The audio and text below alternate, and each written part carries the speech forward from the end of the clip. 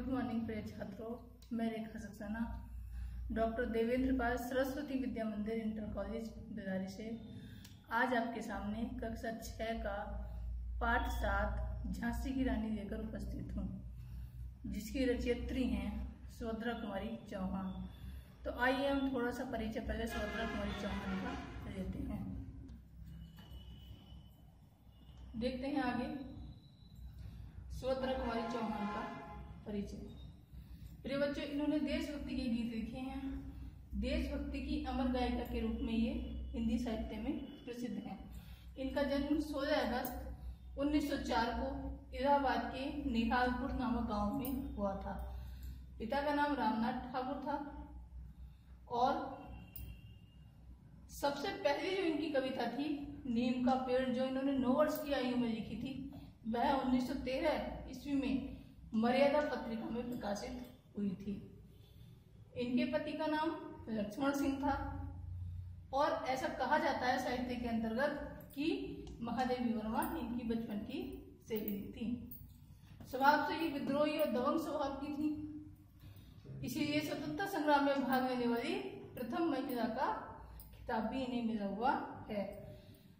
इनकी जो रचना है मुकुल, जिससे झांसी की रानी नामक कविता को उद्धृत किया गया है, उस पर इन्हें शेक्सपियर नामक पुरस्कार भी प्राप्त हुआ है। इनकी अन्य रचनाएं हैं बिखरे मोती, उन्मादी, सीधे साधे चित्र, त्रिधारा आदि। 15 फरवरी 1948 को सिवनी मध्य प्रदेश में कार दुर्घटना में इनकी मृत्यु हो गई। उस समय इनकी आयु 44 वर्ष की थी। अब देखते हैं इनकी कविता झांसी की रानी। देखिए पाठ 7 झांसी की रानी क्या कह रही है सुभद्रा कुमारी चौहान। सिंहासन हिल उठे, राजवंशों ने भ्रकुटी तानी थी, बूढ़े भारत में भी आई फिर से नई जवानी थी, गुमी हुई आजादी की कीमत सबने पहचानी थी, दूर फिरंगी को करने की सबने मन में ठानी थी, चमक उठी सन 57 में वह तलवार पुरानी थी, बुनते रे हर बोलो के मुंह हमने सुनी कहानी थी। क्या कह रही है कि सिंहासन हिल उठे। 1857 के स्वतंत्रता संग्राम के समय जितने भी भारत में राज्य थे वे सब क्या हो गए थे, डावाडोल हो गए थे। किसे देखकर? झांसी की रानी को देखकर। राजवंशों ने भ्रकुटी तानी थी और जितने भी राजवंश थे जो कि अंग्रेजों के अधीन थे, उन्होंने अपनी त्योरियां चढ़ा ली थी, अपनी भ्रकुटी तान ली थी। बूढ़े भारत में भी आई फिर से नई जवानी थी। भारत को प्रिय बच्चों बूढ़ा इसलिए कहा गया है क्योंकि जिस समय अंग्रेज हमारे देश में आए उस समय हमारी अर्थव्यवस्था, हमारी सामाजिक व्यवस्था, हमारी राजनीतिक व्यवस्था, सभी व्यवस्थाएं छिन्न भिन्न हो गई थी। ठीक है, और ये माना जाने लगा था कि जो गुलामी है वह हमारे खून में बस गई है और अब हम कभी स्वतंत्र नहीं हो सकते। परंतु झांसी की रानी ने जब 1857 में स्वतंत्रता संग्राम का बिगुल बजाया था, तब सभी में स्वतंत्रता को प्राप्त करने की एक लहर दौड़ गई थी। इसीलिए कहा गया है बूढ़े भारत में भी आई फिर से नई जवानी थी, गुमी हुई आजादी की कीमत सबने पहचानी थी, दूर फिरंगी को करने की सबने मन में ठानी थी।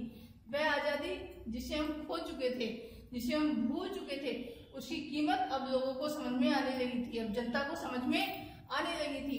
दूर फिरंगी को करने की सबने मन में ठानी थी और अब सबने मन में ये निश्चय कर लिया था, प्रतिज्ञा कर ली थी कि फिरंगी अंग्रेजों को अपने भारत से दूर भगा देना है। चमक उठी सन 57 में वह तलवार पुरानी थी। यहाँ पर 1857 की स्वतंत्रता संग्राम का जिक्र किया गया है कि 1857 में जो स्वतंत्रता संग्राम हुआ था और उसमें झांसी की रानी ने जब भाग लिया था तो उनकी तलवार अत्यधिक पुरानी थी। ये इसलिए कहा गया है क्योंकि नाना साहब ने उन्हें तलवार चलाना सिखाया गया था और वह तलवार भी नाना साहब की दी हुई थी। बुंदेलखंड के मुंह हमने सुनी कहानी थी। बुंदेलखंड उस समय एक राज्य था जहां रानी लक्ष्मीबाई का राज्य था। इसलिए वो लोग इस गाथा को, झांसी की रानी की गाथा को खूब ढोलक ताल मजीरों पर आनंद के साथ गाया करते हैं। खूब बड़ी मर्दानी में तो झांसी वाली रानी थी। ऐसा माना जाता है वह मर्दों के समान युद्ध करने वाली झांसी की रानी ही थी। कानपुर के नाना की मुंह बोली बहन छबीली थी, लक्ष्मीबाई नाम पिता की है संतान अकेली थी, नाना के संग पढ़ती थी वह नाना के संग खेली थी, वर्ची ढाल कृपाण कटारी उसकी यही सहेली थी। क्या कह रही है सुभद्रा कुमारी चौहान कि कानपुर के नाना की मुंह बोली बहन छबीली थी। जो बचपन का नाम था उनका वो छबीली था, मनु भी नाम था बचपन का, परंतु नाना साहब ने छबीली कहकर पुकारते थे और रिश्ते में वह नाना साहब की बहन लगती थी। लक्ष्मीबाई नाम पिता की वह संतान अकेली थी और वह अपने पिता की अकेली संतान थी, जिनका बड़े होकर नाम पड़ा लक्ष्मीबाई। नाना के संग पढ़ती थी वह, नाना के संग खेलती थी, नाना के साथ ही उन्होंने अपना ज्ञान प्राप्त किया था और नाना के साथ ही उनका खेलना कूदना रहा करता था। बर्ची ढाल कृपाण कटारी उसकी यही शैली थी। जैसे कि लड़कियां बुढ़िया बुढ़े अपने साथ रखती हैं और उन्हें और अपनी हमउम्र लड़कियों को अपनी फ्रेंड बनाती हैं, झांसी की रानी लक्ष्मीबाई की ऐसी कोई भी सहेली नहीं थी, ऐसी कोई भी मित्र नहीं थी। उनकी मित्रता किससे थी? बर्छी से, ढाल से, कृपाण से, कटारी से। ये सभी युद्ध में प्रयोग किए जाने वाले शस्त्र हैं। वीर शिवाजी की गाथाएं उनको याद जवानी थी, बुंदेले हर बोलो के मुंह हमने सुनी कहानी थी, खूब बड़ी मर्दानी वह तो झांसी वाली रानी थी। कह रहे हैं कि उन्हें बचपन में ही वीर शिवाजी की गाथाएं मुंह जवानी याद थी। हमने ये कथा बुंदेलखंड के लोगों के मुंह सुनी है कि जो मर्दों के समान युद्ध करती थी वह झांसी की रानी थी।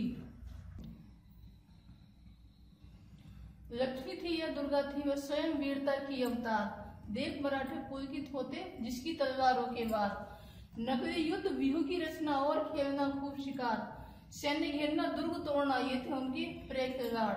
महाराष्ट्र कुल देवी उसकी भी आराध्य भवानी थी, बुंदेले हर बोलो के मुंह हमने सुनी कहानी थी।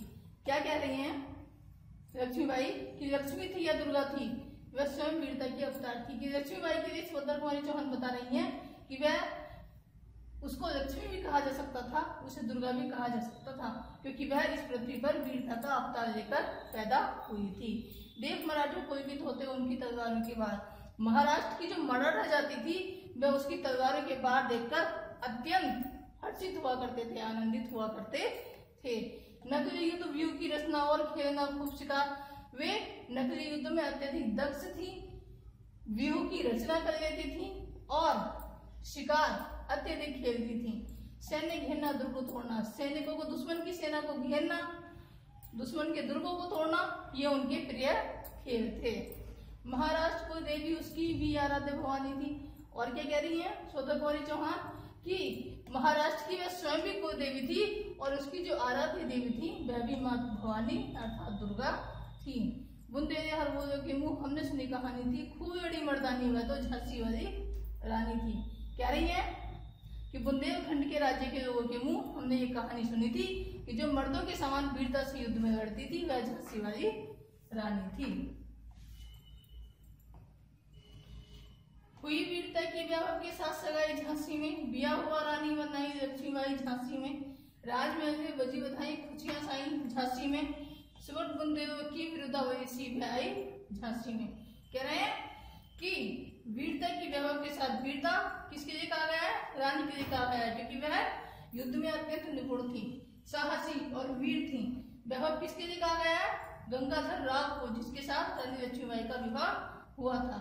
वह झांसी के राज्य के राजा थे और वहां किसी भी चीज की कमी नहीं थी।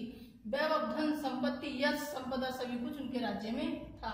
इसलिए कहा गया है हुई वीरता के वैभव के साथ सगाई झांसी में, बिया हुआ रानी बनाई लक्ष्मीबाई झांसी में।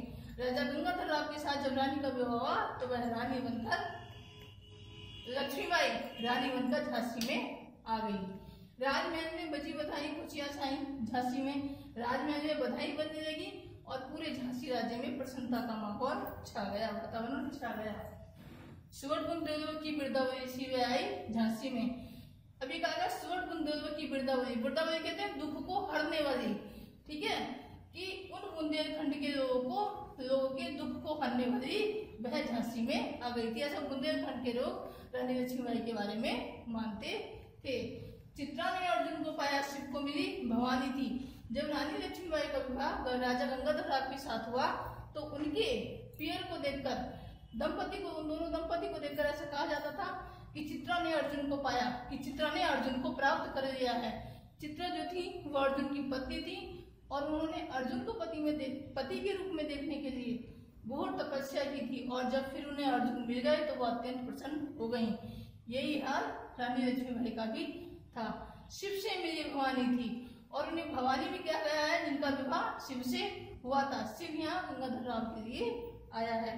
बुंदे दे हर बोलो के मुंह हमने सुनी कहानी थी, खूब लड़ी मर्दानी में तो झांसी वाली रानी थी।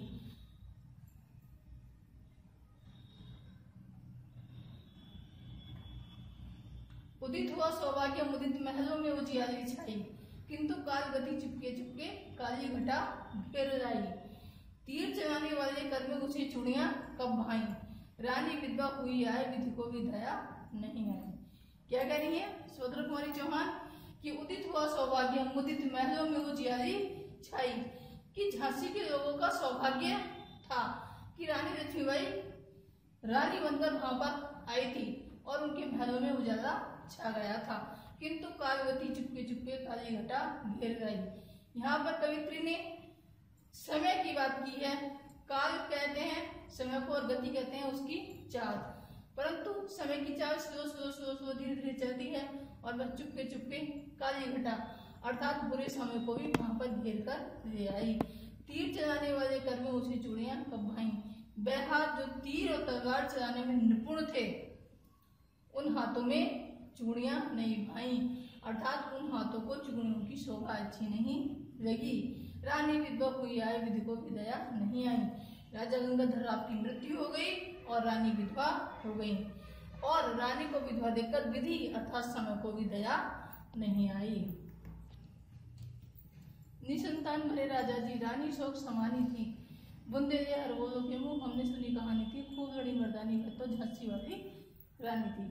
कह रही है स्वतंत्र कुमारी चौहान कि निसंतान मरे राजा जी अर्थात गंगाधर राव की मृत्यु निसंतान ही हो गई। उस समय राजा और रानी के कोई भी संतान नहीं थी। रानी शोक समानी थी। रानी को एक तो दुख ये था कि उनके पति की मृत्यु हो गई और वह विधवा हो गई, ऊपर से दूसरा दुख क्या था कि उनके पास कोई भी संतान नहीं थी। और उस समय भारत में डलहौजी आया हुआ था जो कि गवर्नर जनरल बनकर ब्रिटिश से आया था, और उसने एक नीति चलाई थी जिसका नाम था डलहौजी की हड़प नीति। उसके अंतर्गत भारत के जिस राज्य में वारिस नहीं होता था, संतान नहीं होती थी राजा के, मैं उस राज्य को अंग्रेजी शासन में मिला दिया करता था। रानी को यह भी अत्यधिक दुख था। बुंदे दे हर बोलो के मुंह हमने सुनी कहानी थी, खूब बड़ी मर्दानी में तो झांसी वाली रानी थी। आगे देखेंगे। बुझा दीप झांसी का तब डलहौजी मन में हर्ष आया, राज्य हड़प करने का उसने ये अच्छा अवसर पाया। फौरन फौजे फेज दुर्ग पर अपना झंडा फहराया, लावारिस का वारिस बनकर ब्रिटिश राज्य झांसी आया। क्या कह रही है स्वतंत्र कुमारी चौहान कि बुझा दीप झांसी का तब राजा गंगाधर राव की मृत्यु हो गई जो कि युवा थे, 22-23 वर्ष की आयु थी उनकी। तब डलहौजी मन में हर्ष आया। डलहौजी जो हड़प नीति लेकर भारत में आया था वह मन में अत्यधिक प्रसन्न हुआ कि अब झांसी का राज्य भी मैं ब्रिटिश राज्य में मिलाऊंगा। राज्य हड़प करने का उसने यह अच्छा अवसर पाया और उसने बहुत अच्छा अवसर देखकर झांसी में संदेशा भेज दिया कि आप हमारे अधीन हो जाइए, हम आपको पेंशन देंगे और आपका राज्य ब्रिटिश राज्य के अधीन किया जाता है। फौरन फौजे भेज दुर्ग पर अपना झंडा लहराया। झांसी के दुर्ग पर, किले पर, राज्य पर उन्होंने अपनी फौजें भेजकर उसकी इमारत पर अपना झंडा लहराने की कोशिश की। लावारिस का वारिस बनकर ब्रिटिश राज्य झांसी आया कि जिसकी कोई वारिस नहीं है वह राज्य लावारिस हो गया है और वह अब ब्रिटिश राज्य में मिला दिया जाएगा, ऐसा ब्रिटिश के गवर्नर जनरल डलहौजी ने कहा।